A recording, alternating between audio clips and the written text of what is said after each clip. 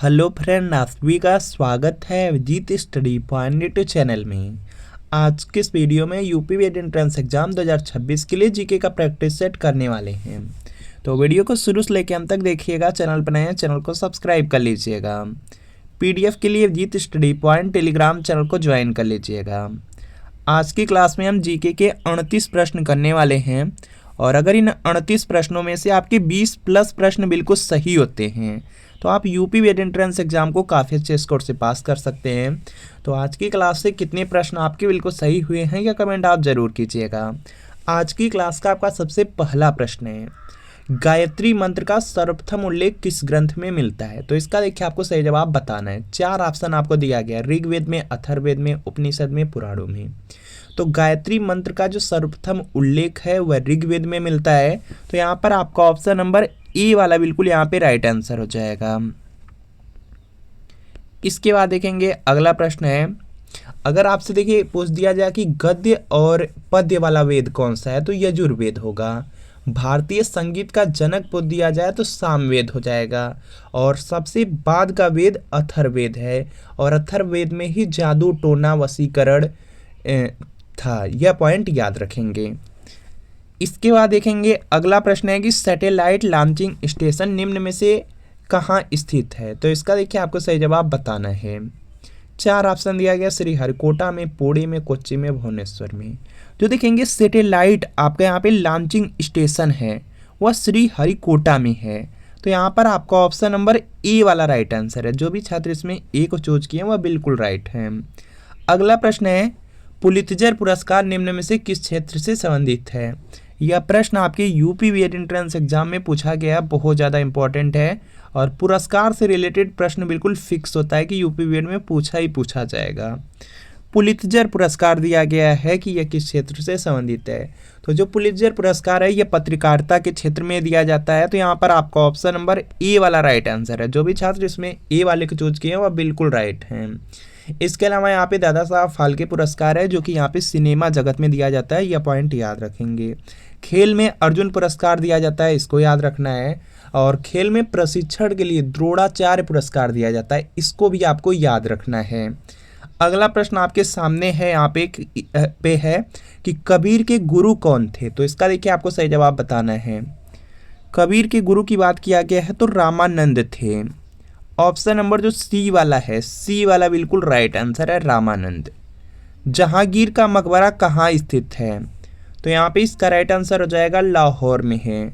जो जहांगीर था उसका जो मकबरा है वह कहाँ स्थित है? लाहौर में है। तो यहाँ पर आपका ऑप्शन नंबर ए वाला बिल्कुल राइट आंसर हो जाएगा। अगला है यहाँ पे कि निम्न में से कौन सुमेलित है? तो यहाँ पे इसका राइट आंसर होगा, इसमें देखेंगे दिया गया हल्की श्रेणी का हेलीकॉप्टर ध्रुव है जो कि बिल्कुल सही है। मानव रहित टोही विमान निशांत है, यह भी सही है। पायलट रहित प्रशिक्षण जो विमान है लक्ष्य, यह भी सही है। तो यहाँ पे उपर्युक्त सभी वाला जो कि डी में दिया गया, डी वाला राइट आंसर होगा। अगला प्रश्न है कि संविधान का कौन सा अनुच्छेद राज्य सरकार को ग्राम पंचायत के संगठन का निर्देश देता है? तो यहाँ पे इसका राइट आंसर हो जाएगा अनुच्छेद 40। ग्राम पंचायत के जो संगठन का निर्देश है वह अनुच्छेद 40 में है। तो यहाँ पे बी वाला बिल्कुल राइट आंसर होगा। निम्न में से किस राज्य में काली मिट्टी पाई जाती है? तो इसका देखिए आपको सही जवाब बताना है। तो यहाँ पे इसका राइट आंसर हो जाएगा, देखिए जो काली मिट्टी है, काली मिट्टी पूछा गया था यूपी बीएड का जो 2021 का पेपर हुआ था उसमें पूछा गया था कि कपास की खेती के लिए सबसे उपयुक्त मिट्टी कौन सी है? तो यही काली मिट्टी है, यह पॉइंट याद रखेंगे। बाकी जो काली मिट्टी है वह गुजरात में, महाराष्ट्र में और मध्य प्रदेश, इन तीनों यहाँ पे प्रदेश में पाई जाती है। तो यहाँ पे क्या होगा, इन तीनों राज्य में पाई जाती है। तो यहाँ पे क्या होगा, इन सभी में। तो डी वाला बिल्कुल राइट आंसर हो जाएगा। अगला प्रश्न आपके सामने है कि भारत में तंबाकू का सर्वाधिक उत्पादक राज्य कौन सा है? तो इसका देखिए आपको सही जवाब बताना है।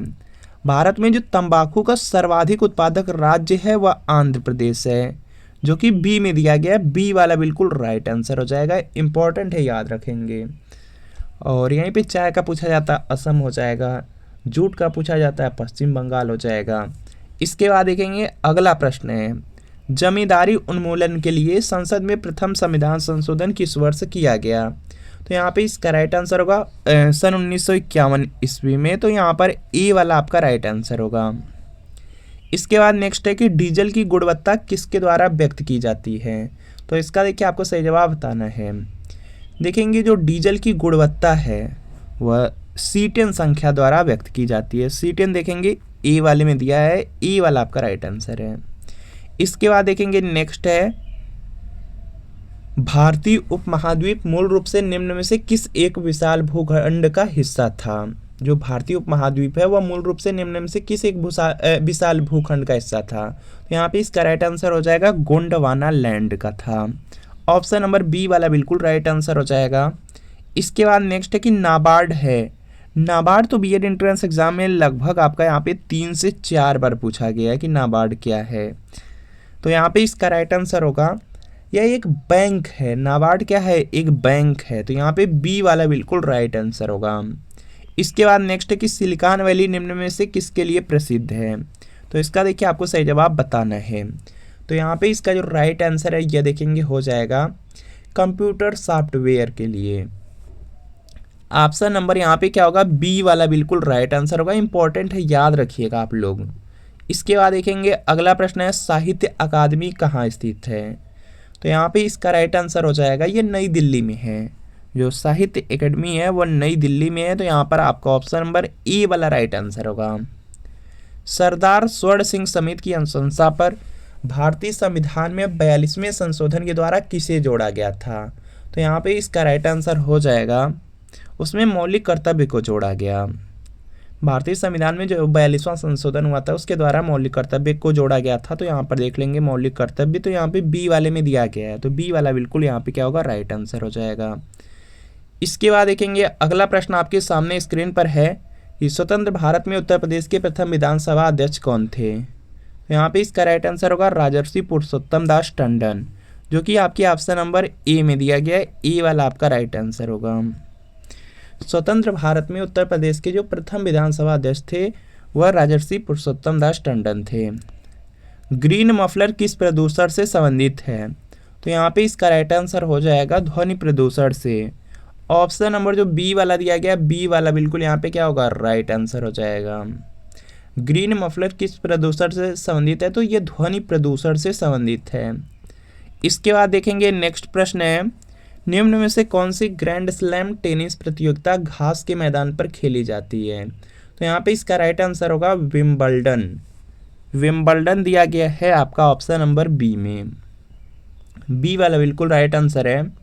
विश्व की सबसे लंबी पर्वतमाला कौन सी है। तो इसका देखिए आपको सही जवाब करना है, सभी लोग प्रयास करेंगे।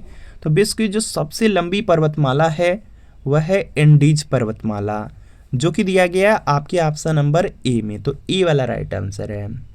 निम्न में से कौन सा अधिनियम काला बिल के रूप में जाना जाता था। तो इसका देखिए आपको सही जवाब बताना है। जो रूलेट एक्ट आया था उसी को काला बिल के रूप में जाना जाता था, और जो रूलेट एक्ट आया था। तो यहाँ पे ए वाला बिल्कुल राइट आंसर होगा रूलेट अधिनियम। अगला प्रश्न आपके सामने है कि कोलकाता में उच्च न्यायालय कब स्थापित किया गया था। तो यहाँ पे इसका राइट आंसर हो जाएगा 1862 ईस्वी में। तो यहाँ पे आपका बी वाला बिल्कुल राइट आंसर होगा। अगला है कि कराकोरम राजमार्ग निम्न में से कौन से दो देशों को जोड़ता है। तो यहाँ पे इसका राइट आंसर हो जाएगा चीन और पाकिस्तान को। ऑप्शन नंबर ए वाला राइट आंसर होगा। इसके बाद अगला प्रश्न है कि रबड़ को कठोर बनाने के लिए उसके साथ किस पदार्थ को मिलाया जाता है। तो इसका देखिए आपको सही जवाब बताना है।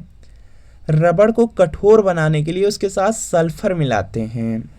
तो यहाँ पर सल्फर देख लेंगे किस ऑप्शन में दिया गया, सल्फर है बी वाले में। बी वाला बिल्कुल राइट आंसर हो जाएगा। अगला है विटामिन सी का रासायनिक नाम क्या है। तो यहाँ पे इसका राइट आंसर हो जाएगा एस्कॉर्बिक अम्ल है।